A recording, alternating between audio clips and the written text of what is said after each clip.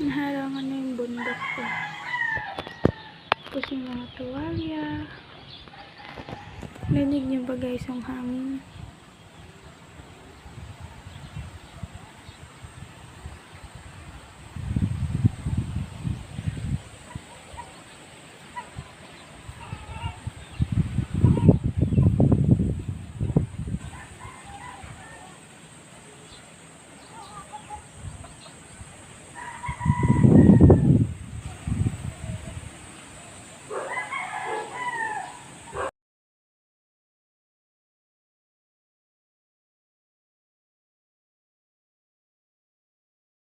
So now, I'm still studying.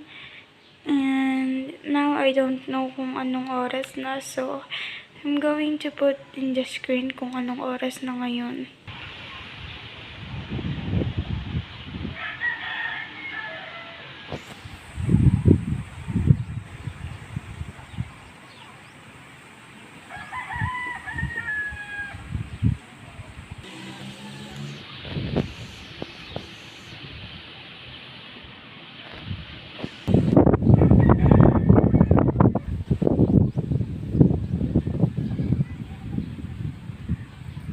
So guys, now I'm still practicing how to improve my handwriting. So, I think kahit papano natututo naman ako.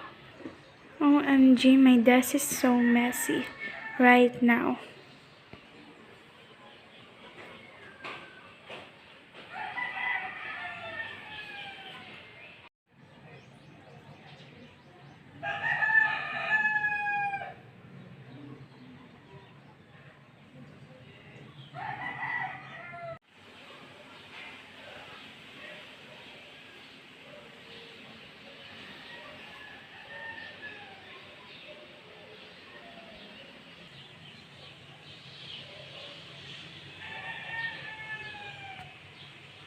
My books is so messy right now. Anyways guys, this is the new look of my study table. So I know, ang hilig-hilig ko talagang mag-organize.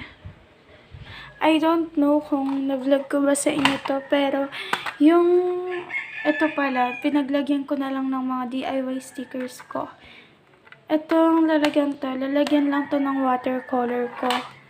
Like this. And kung nakakita nyo, parang simple lang to. Pero pag binuksan ko, tada! Doble siya. Kasi yung ito talaga, nakalagay talaga yan dito. Pero naisip ko na paglagyan na lang ng stickers. And yung ito, sinubukan kong ipasok dito. And I'm so glad kasya naman siya. And I'm surprised. Kasi magkakasya pala siya. So, yeah. Just want to share. So, yan. Diyan lang yan nakalagay. So, this, I don't know kung na-vlog ko sa inyo to, pero pinagay lang din to sa akin ng pinsan kong si Ate Zaira. So, thank you ulit and shout out. So, yeah. It's a super duper good quality. A Sakura acrylic color, and it's 75 ml. So again, shout out and thank you for my cousin Ate Zaira. So guys, that is for my video, and I'm going to upload next the garden tour. So I have a video of garden tour now, but I'm still editing it, and I'm going to upload it yet too. So yeah, I think I'm going to upload it tomorrow, but I'm not sure, but I'm still editing. Just wait because i-upload ko din yun. So again, thank you for watching, and don't forget to like this video, subscribe to my channel, share para kung sa tingin yung makaka-relate, share nyo na rin, and kindly hit the notification bell or click the notification bell to you be updated in my new upload videos. So again, thank you for watching this video, and see you on my next vlog guys.